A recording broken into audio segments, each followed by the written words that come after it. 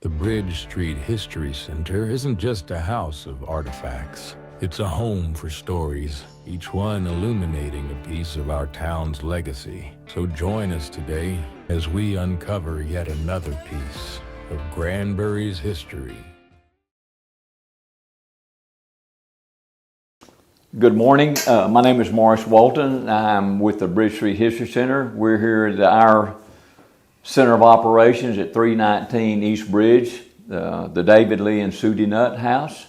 I'm here today with Diane Locke and Mary Saltarelli, and I'm going to do an interview of Diane Locke. And let me say, before I start, I've been trying to get Diane to do this interview for years, and she finally relented. Because Diane has done so much for this community, has been involved in so many things, and she really is unique in the sense that she really got here on kind of the cusp of what turned into be what we call at the History Center the Renaissance of Granbury.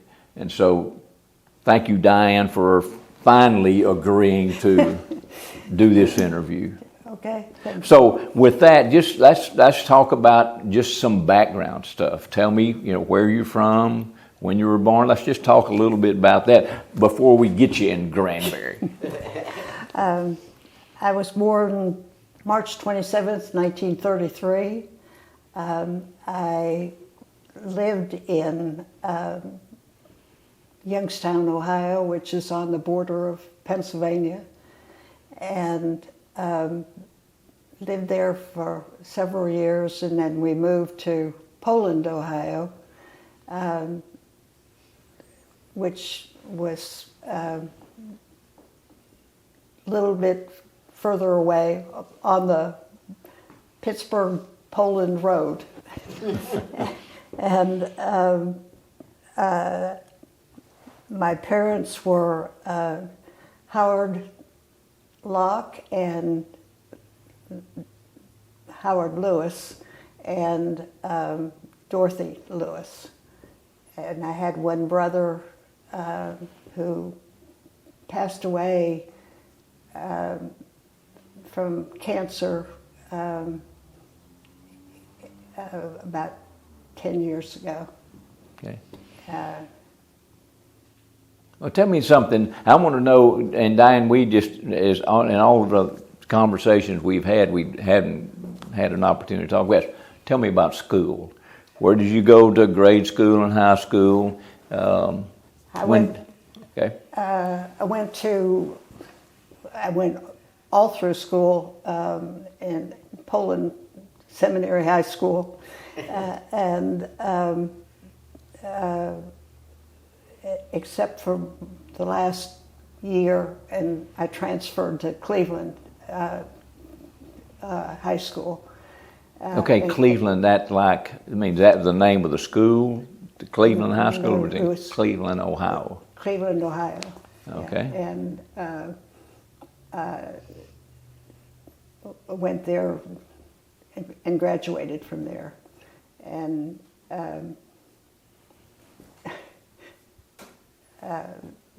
went on to college at Miami University. Miami University. Ohio. Miami, Ohio. Miami, Ohio. And yeah. Now, we were talking the other day, and this is one of those things that's interesting to me when you are visiting with somebody who is interested in history. When did you start, when did the bug first bite you? In college. Okay. I took a history course in ancient history and got really wrapped up in everything that was old. and it carried over into here, which was a lot newer stuff, but it still was interesting to me. So it just kind of became a way, an interest for you from that date forward. Yes. Yes. So now tell me, we're not in Ohio anymore. No. So how did you start the story for me about how you got to Texas? What brought you here? I met my husband, who is from Texas. And once you meet a Texan, you end up in Texas. And you're living proof of that. And I am living proof of that. It was just assumed that, well, he was teaching school, and he was in the service when I met him, and he was getting out of the service, and he was had his first interview to teach. Okay. And What was he doing in Ohio? I mean, was he on a trip, or he visiting relatives, or what? He and my cousin were good friends, and my cousin was going to take him and show him the great East. And they got as far as Cleveland, and he met me, and that was it. That was as far east as he needed to go, right? Pardon me? As far east as he needed to go. Yes, that's it. and it was. Yeah. He fell in love. Yeah, that'll do it. That'll do it. So now tell me this.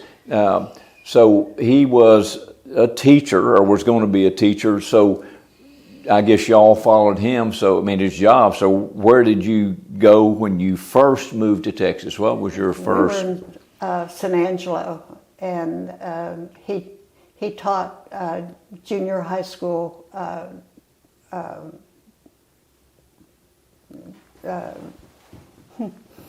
What did he teach? Science? Math? Oh, was he industrial arts? Industrial arts. okay. Yeah. Yes. I'm glad you remembered. That's the reason she's here. Yes, that's right. He taught for 3 years. Okay. So now, okay, you're in San Angelo. Did you have children?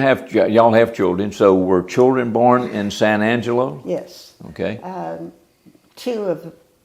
three of them were born in San Angelo. San Angelo. And Was Lisa born in Maryland? No? Okay.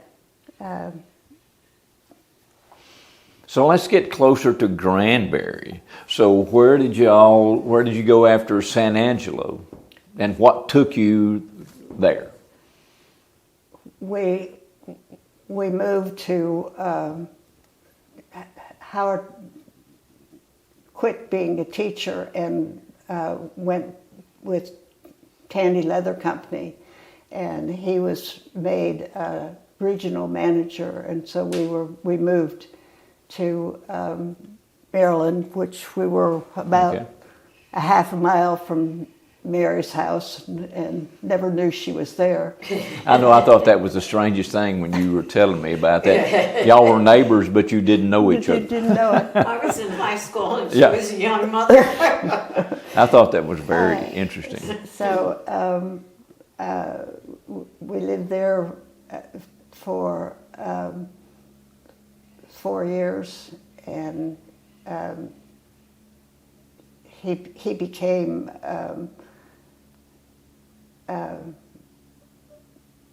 regional manager then, and he traveled and all the time, and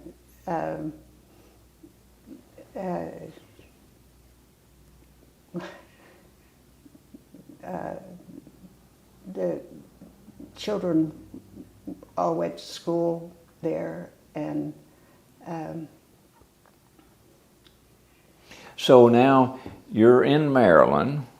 I want to get you back to Texas. So tell me how long you stayed in Maryland and where you went from there?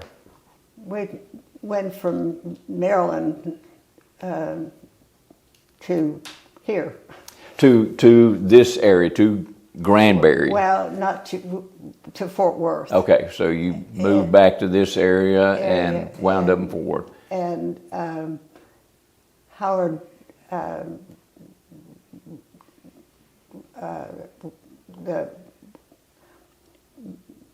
every place that we have ever lived that we had, that we had a farm, and he bought a farm here, and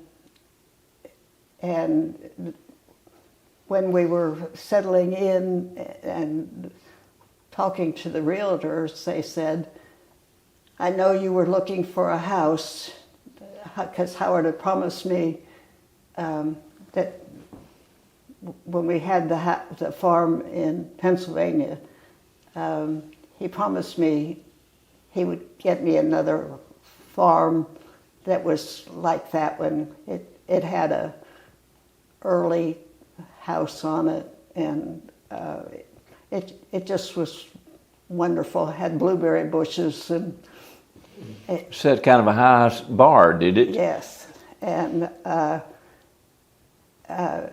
he promised me another house, and so we were told about the house on West Bluff, and we bought that house. Now let me ask you this. So now you moved from Maryland to Fort Worth.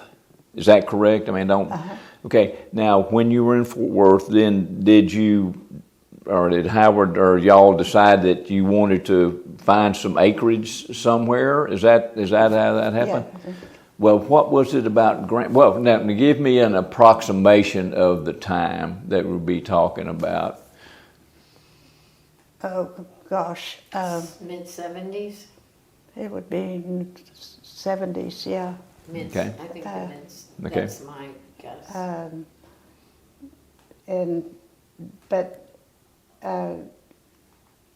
it was just Howard always wanted a place to go to get back to his roots. I see. And and it didn't matter what he was doing. On weekends we went to the farm. Okay. And the kids enjoyed it. They got to run free. run free, and so they we really just enjoyed ourselves. So now when you moved here, that's when I say here, I'm back to this area and we'll talk about the place that y'all had here. Now, was there a home on that place when you moved, you know, when you bought the acreage here? So was there a home on that place at that time? Yeah, there was, which we had rented out. And so it was, we couldn't move there. And so we looked for, this house was told to us by the realtor, and so we bought it. And that's how I got started in Granbury. Historic preservation and restoration. So y'all were living in Fort Worth, you bought the acreage, then y'all decided that you really wanted something in town? Okay. Yeah. So we're talking about the early 70s still. Okay, if you have a recollection, and you and I hadn't talked specifically about this, but what was Granbury like? I mean, just a general picture of Granbury when y'all bought the house. What was it like then? It was very small town, which is where I grew up in a really small town, and so it was kind of like home to me.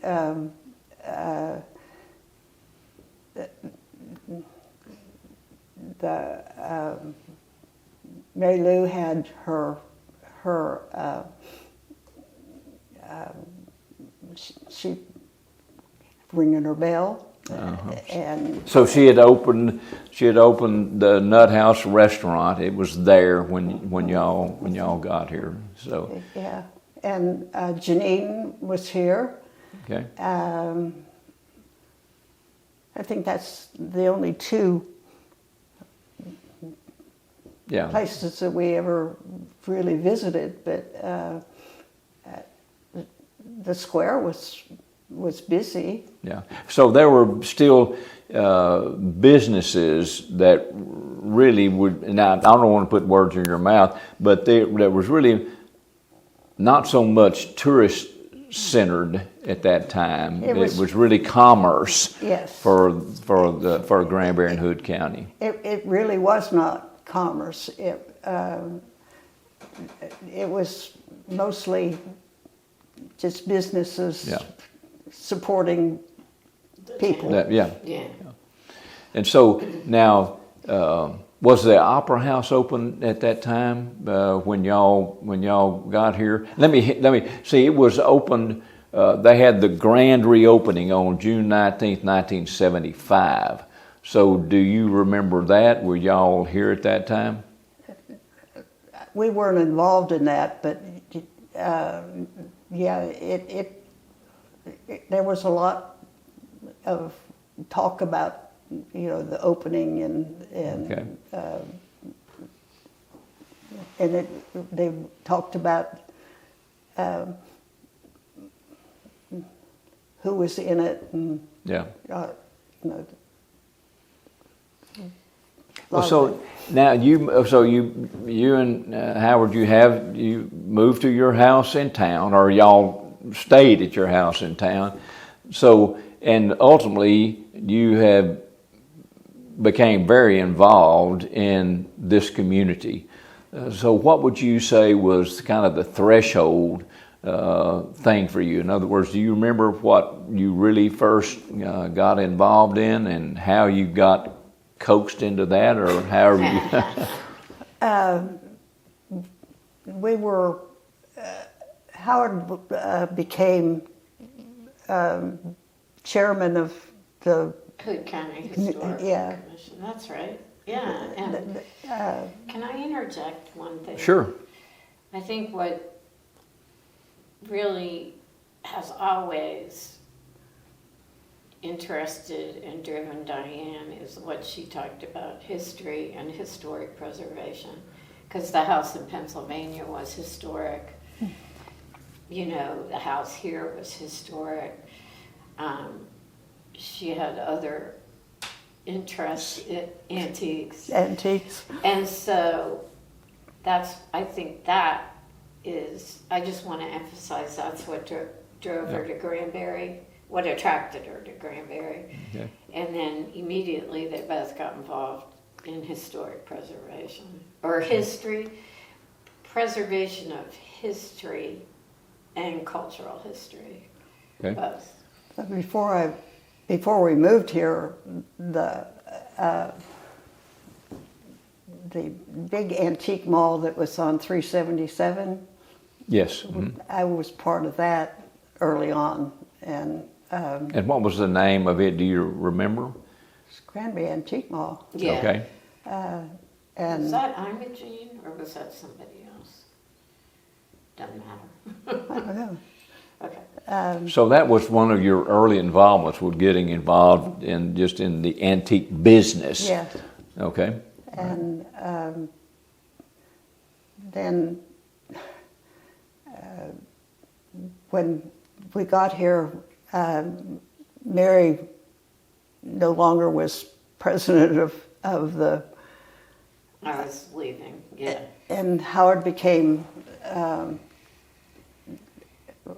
chairman of it, and his health wouldn't let him do it.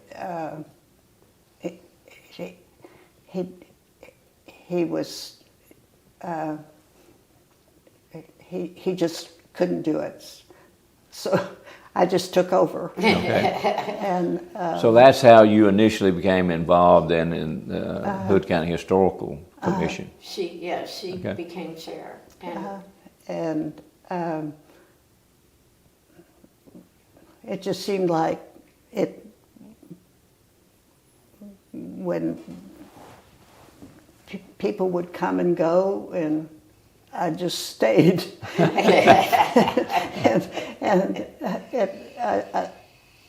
it went on for well,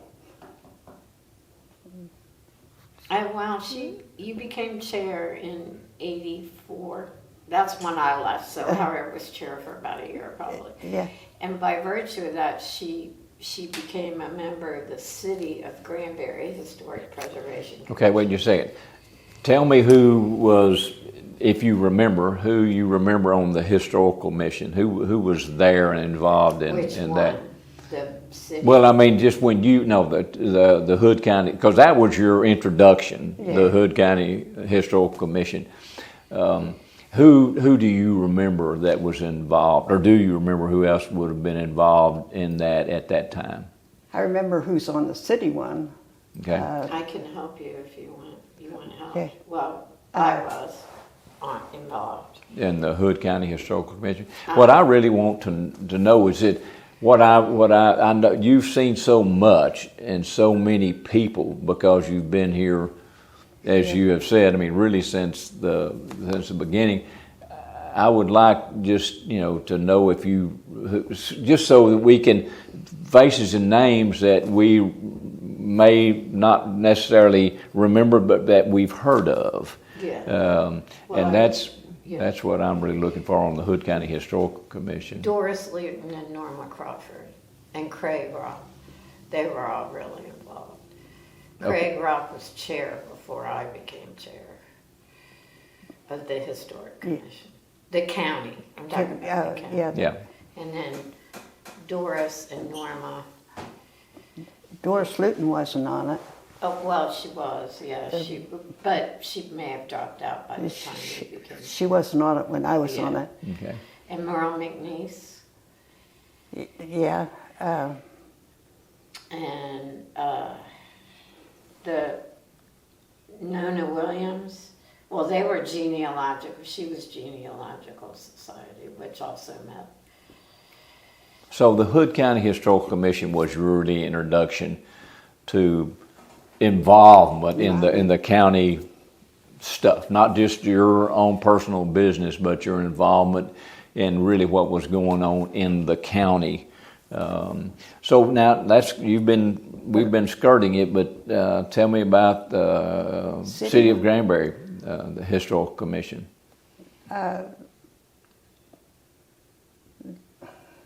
Mary Lou, Janine, Linda Brock, Cynthia Brands. No, you said she wasn't on it. Now was Claudia? Did you say Claudia Southern was? Which Claudia was on there too. So that was they were all those people that you have named. Those were people that were all involved in the Granbury Historical Commission. Well, that reads like Yeah. those are the names. yes, Can I add one more? Linda Perkle. yes. Oh yeah, Glenda. Perkle Okay, was. all right, good. Yeah. That's good. So now, how long were you on the Granbury Historical Commission? Do you remember? Is that another came? Everybody else came we and went, talked and about you. that. Till I got fired. Yeah, we got removed. Well, Claudia got fired before we did. And then I was working at some point. Diane became chair after Claudia got fired. And then you and I got fired by Harold Sandell, the city manager. Okay. Bob Brockman was city manager, and he hired me to be this. It's not about me, but I was city historic preservation officer. I was not on the commission. Claudia, Diane, Glenda. By that time, Janine was no longer on there, and he removed us. He removed Claudia in, like, say, 2003 or 2, around that time, and Diane became chair. Okay. So I want to know what it was like for you, being on the commission with that group of people. I mean, what was? Tell me something about the personalities of these people that were involved. I mean, were they actively involved, in historical preservation? Just tell me something about them. They were all of a like mind, and they all worked together very well, and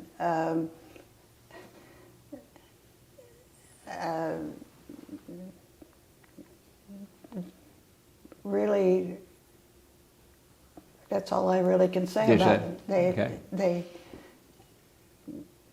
whatever came up, they didn't talk to each other, but they all came up with the same theories. Well, and when we were talking the other day, you had specifically mentioned about what it was like to be on the commission with Janine, and kind of the way that she functioned. Well, she, like I said, we would talk about what was going on, and she would go outside and she would stare at the building, and she came away with her opinion. Oh, good. And Mary Lou at that point was whatever Janine decided, Mary Lou was for. It was, she really didn't have much to say at that point at all. Mary Lou did not? Mm-hmm. Okay. No. But the rest of us did. So, it was very interesting times. Now, just when you say interesting, do you mean from the standpoint of what was going on the square, just the activity, or really, was it personalities? What do you mean when you say interesting? Well,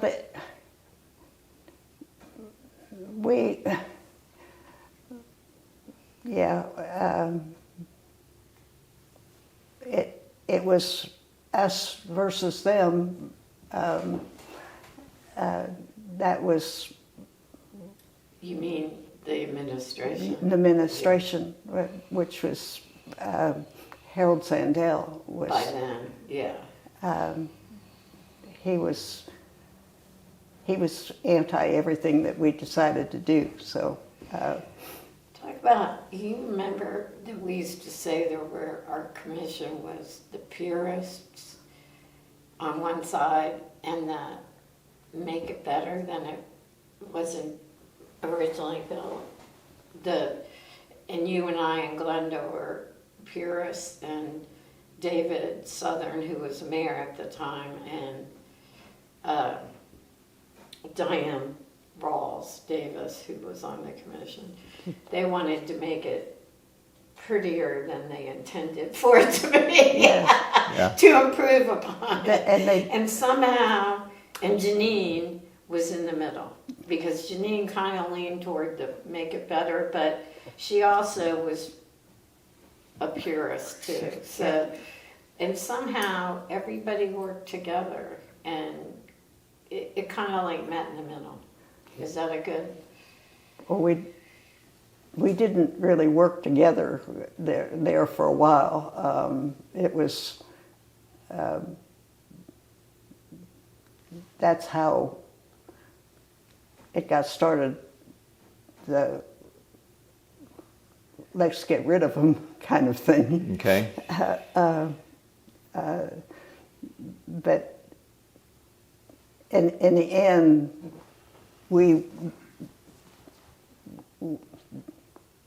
they put the planters on the square, and so they did get started on making it prettier. Yeah. And there wasn't anything we could do about it. So let's progress then, so that you've been on the historical commission, Granbury. Well, you've been on Hood County and the Granbury Historical Commissions, both of those. And so that'd wind up being for several years that you would have served in both those capacities. So let's progress from there. So the natural question that I would have is, okay, Preserve Granbury came along there somewhere, you know, and so let's talk about, you know, how that got started and who would have been involved in that. Mary Saltarelli and Janine and not Janine, Claudia, and Diane Davis and me met in Claudia's office and did the same thing that we did when we started. The History Center. Mm-hmm. Yeah, well, what do we do? And Glenda Perkle was brought into that too. Those five were the founders. Okay. So let me ask you this. What really prompted y'all to decide that, hey, we're going to do Preserve Granbury? I mean, what was it that y'all saw around the community, or what, you know, was just what was going on here that you thought that it was time for a Preserve Granbury?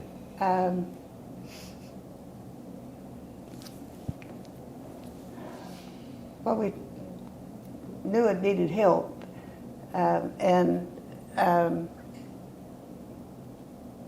Dan Addison told us about the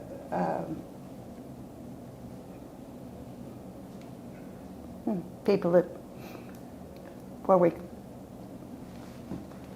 Oh, Comanche Pete. Ken Hill. And so we put together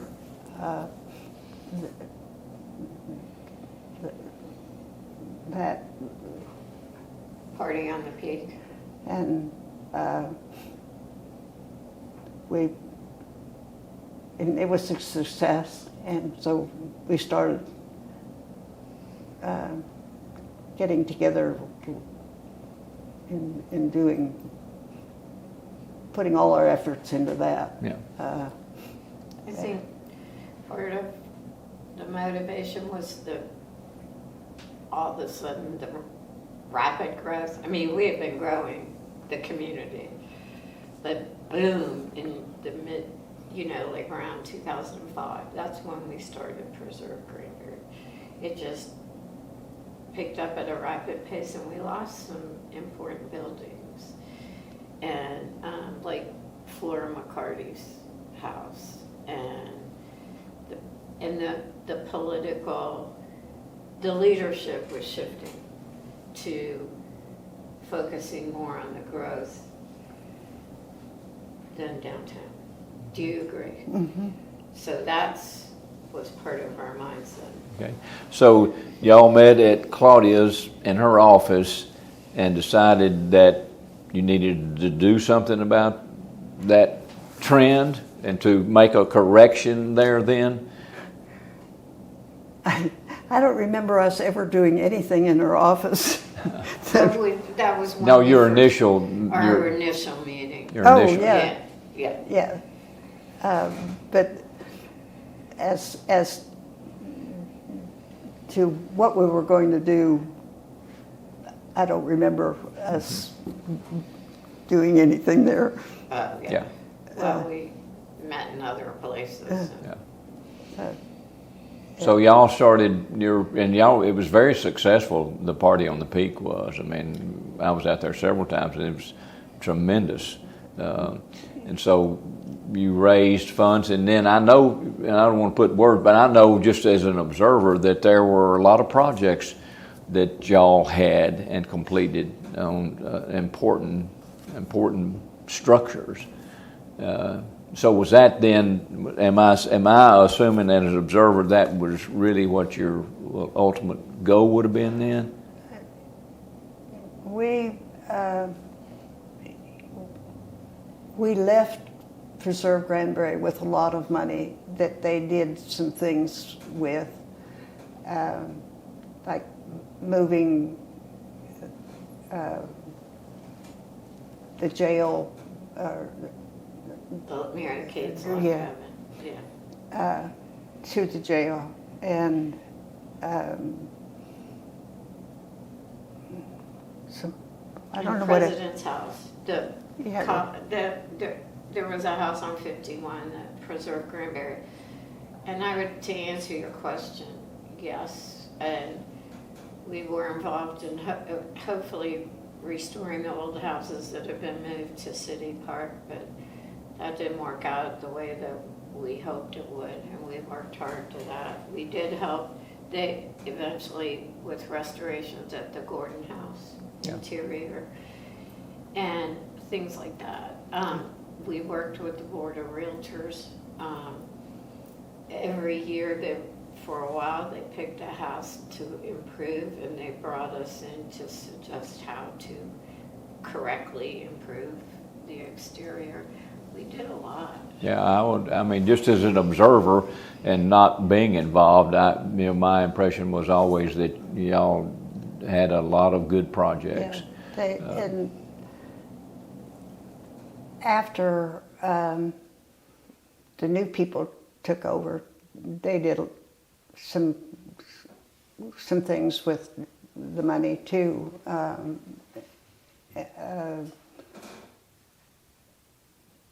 I don't know what happened to the money. Well, so is there one project that you remember specifically in Preserve Granbury that is to you is really significant for Granbury?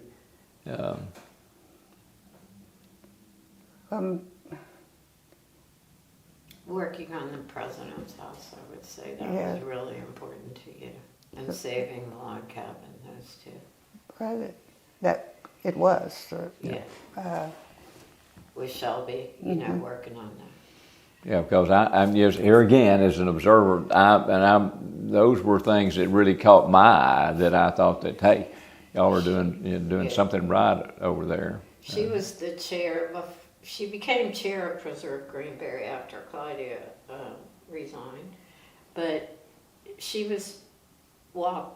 Claudia was the first president. She was first vice president, and she stepped in a lot when Claudia wasn't available in a leadership capacity. But she was the head of what we called the Historic Properties Committee. So she was the one that really drove the restoration of the house on 51. And when we got bogged down in details, she said, we got to get this done. I want to mention, while I'm talking too much, her perseverance. We ran into a lot of political headwinds in every endeavor that we undertook, as everybody does in a small town. Well, it's not a small town anymore, but local politics. And she never quit. She always persevered, always. And, she remains involved today Yeah. through Bridge Street History Center, and it's amazing. She's my hero. Yeah. Well, and that's really, and that's my perception from working with Diane. So, fast forward. Let's talk about the Bridge Street History Center, okay? Tell us how you got involved in the Bridge Street History Center, Diane. You called me one day and said, we're having a meeting and we'd like you to come. And so I came. And that first time we were looking for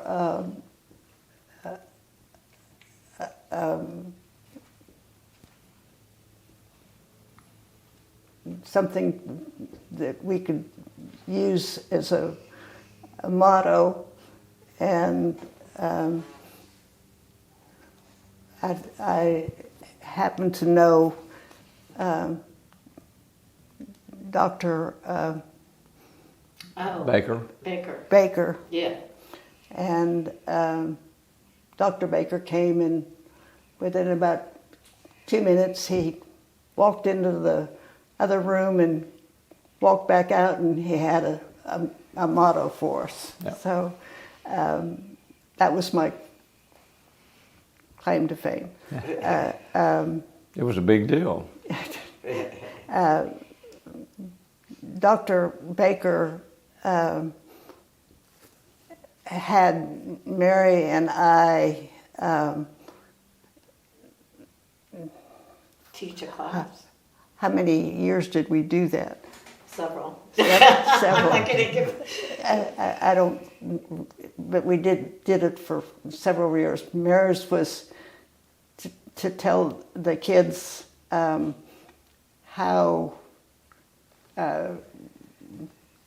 working in restoration was a good thing, and mine was to show them what we had accomplished in a year, either good or bad. Yeah.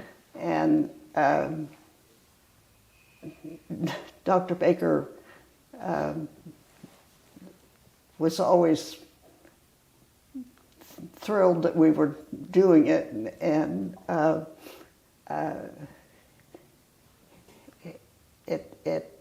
it was something that both of us enjoyed. Yeah, I hadn't even thought about that, but that is a really good memory. isn't Yes. it? Yeah. Yeah. So, What's his first name? Dr. Baker, Yeah, I can't remember. It's Tarleton. We need to Yeah. say who he is. For years, he's a retired history professor at yeah, Tarleton. Tarleton.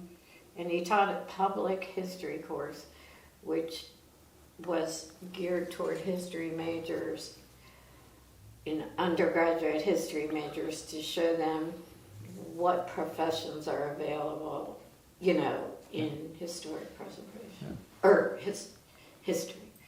Yeah. Well, let me kind of help you cheat here. That was in 2005 when we started, when we had that first meeting. And since not knowing anything to do at that time besides adopt a mission statement, we did that. And Dr. Baker, I remember that event. I remember what you're talking about.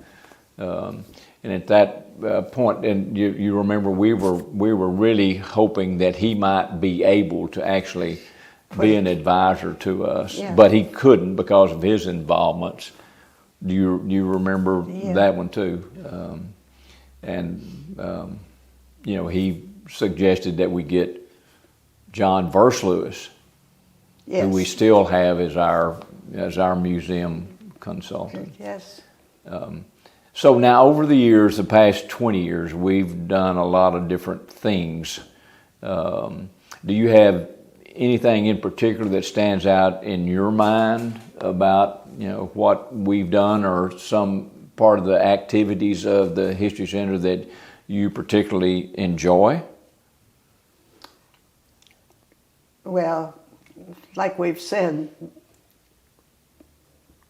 having people come in and talk to them about what's going on is Docent duty is what you're doing.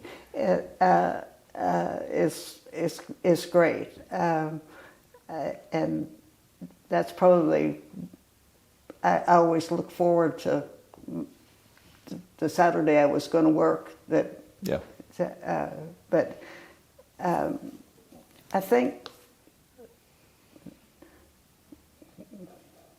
the obtaining this house and the discussion of the house down the street Yeah. that we could have had, and that discussion was pivotal in It was. my thinking of everything. That's interesting that you picked that one too, because that was that event, and you know what that was, and is when this house came up for sale. Do you remember? And you helped me, but you and me and Jake and I think Cody came to look at this house and really look at if there was anything in there content-wise that would interest us, because we were going to be a museum. And that's when they asked us, do you know whether or not the city would be interested in buying this? So what you're talking about is when, and I remember talking to Georgia about that and telling her, and they had told me at the city, had said, well, if Georgia will, you know, let us do whatever we want to with her house, we'll buy this one and y'all can set up here. Yeah. That was a pivotal Yes. time. That's an interesting memory, but it is a big one. Yes. It really made all the difference. And Georgia was so amicable of what we were doing and whatever we wanted to do, and which I found interesting because that was her family home.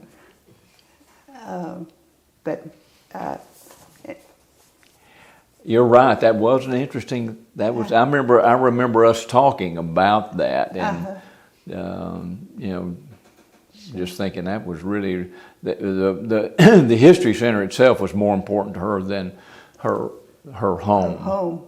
Yeah, she saw it that way. And So that was an interesting time. I remember that very fondly, and thinking that how's this going to happen? But it did. And I'll just observe so that for people watching it, Diane was instrumental in those early. I mean, throughout the history of the History Center, but in those early days. Just instrumental, and been being there. Anytime we met, she was there. yes. And we had some good meetings and some interesting meetings. She was vice president of Preserve Granbury at the time too. yes, she was. That's kind of a reason it surprised me a little bit that you would. I just observed that you said yes, and you came and visited with us. Yeah. Well, That's Done what. a lot for Granbury. Oh goodness, I would say just I don't know that there's anybody. My own personal observation, I don't know if there's anybody around today that has done more for Granbury than you have. Some of it I've just watched, you know, before we really got acquainted, and then a lot of it I have been served with you as you have been involved and really been instrumental in getting things done. or something that Howard and I had, I don't know, it was earlier than when we were talking about the houses here, but when we would go back to Pennsylvania to see friends of ours, we would always go through this large treed area that they had moved houses onto that were all little antique shops. And so when the houses up on where the Lambert Branch Park. Is that what you were talking about? where Walker House was. Yeah. Yeah, it's Lambert Branch Park. Walker House and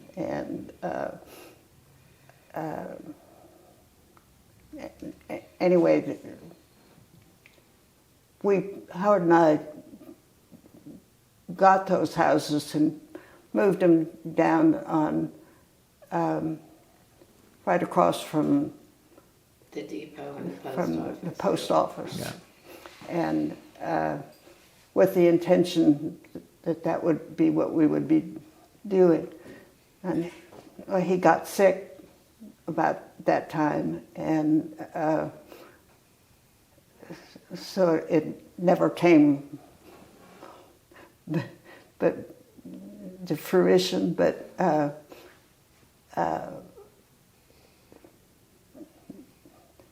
it would have been a really neat Yeah.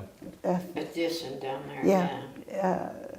It would have been, but anyway, it didn't happen. Yeah. You know, one thing we've left out is the candlelight tour, and how important you were over the years. Not just talk about that, not just having our house on the candlelight tour. So many times I can't even, at least 20, I think, and but also being chairman of the Candlelight Tour Committee. I mean, she was really involved in the Historic Granbury Merchants Association for years. Yeah. And by virtue of that, chaired the Candlelight Tour Committee. And that's a good point. I'm glad you brought that up. I know that you were deeply involved in that as well. Yeah. What was your favorite thing about the Candlelight Tour?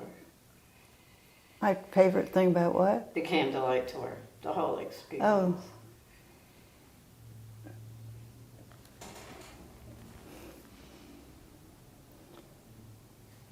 It was just getting all the people together that show off their homes, and everybody did it so wonderfully, and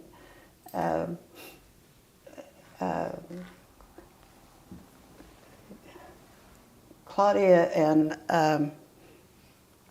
we went to the houses in Weatherford, yes, and that young girl. and to see how they did theirs, and we came back and we can do it better. And so It was truly a wonderful group effort, wasn't it? And it was magical. it just Her house was always magical. anyway it was just fun. Well, yeah, and that's a very important part of another important part of the things you were involved in is the candlelight tour. That's a big deal. Yeah, She started a tradition of Jim, what's her last name? At the jeweler's workshop. I can't remember his last name. The jeweler at Jeweler's Workshop. He was here he's still here working, but he started making charms at Diane's request for one of the featured houses. yes. And I mean, she has a necklace of all Of these all the- charms, and they're beautiful. Yeah, that is, And so do several other people have those charms. So, I mean, that was a wonderful thing. And that's how you involve people she involved people who hadn't been involved before. Which was a really great thing because it brought more people into the area yeah. that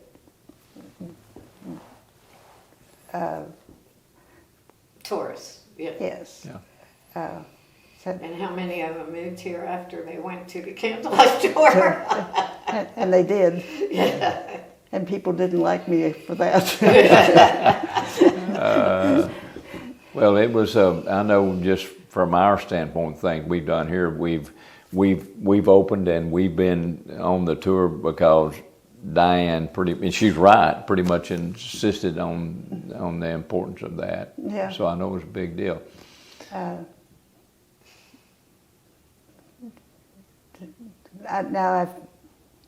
I've passed that on to my granddaughter, who now is very involved.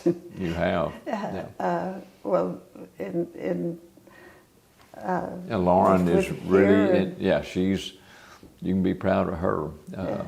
I mean, not that you can't be the others, but I mean, she's one that I've particularly been involved in. she's been one of the younger ones that we need to get involved to make this go on. Yeah. Some of us are getting older. We are. Yeah, we've talked about that many, many times. You know, that is important to be able to. That's one of the keys to longevity is, you know, getting, as we've talked about, getting other younger people Yeah. involved. And you know, one thing with Preserve Granbury we didn't talk about either was she and Diane Davis started a cemetery tour. Oh, That was Preserve Granbury, where several of us would dress appropriately, like I did. I got to do Mary Lou one year. We dress appropriately, and people would come through, walk through the cemetery, city cemetery, and we would tell the story of that person. And there were some neat times, like Jesse James. You know? yeah. Yeah, I remember when y'all General did that. That was Yeah. that was cool. It was. We did it twice, and we couldn't get anybody to do it again. But it was the idea, and then you did it. You know, that That's was something that we should, yeah, the Bridge Street should read. yeah. Do again. Yeah.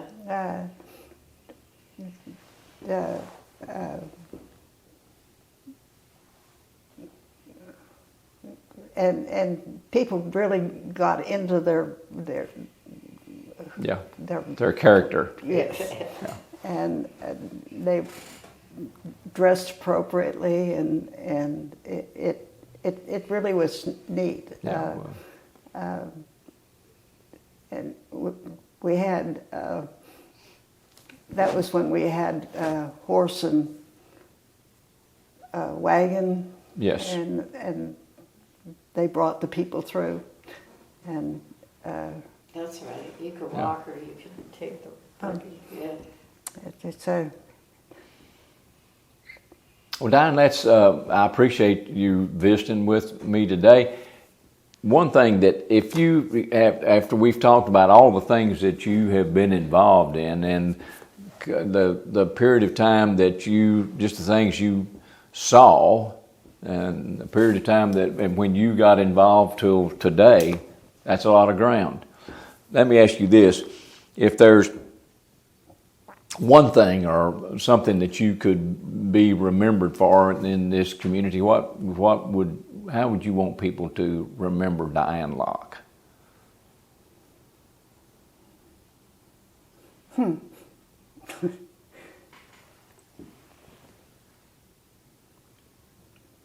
I guess just as they remember me. You know, I don't know.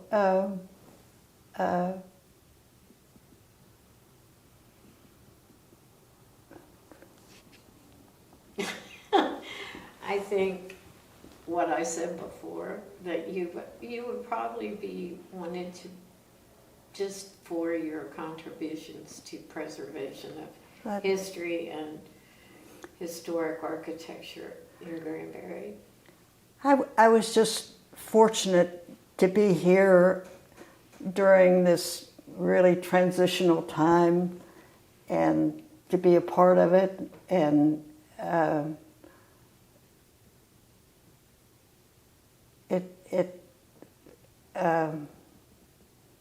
And you made great contributions to it. you know, all the time we were, at the same time we were redoing our house.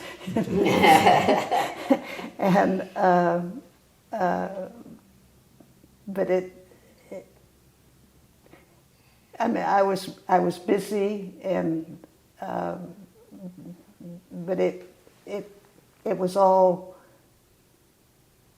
interesting, and I felt a part of things, and so That's it.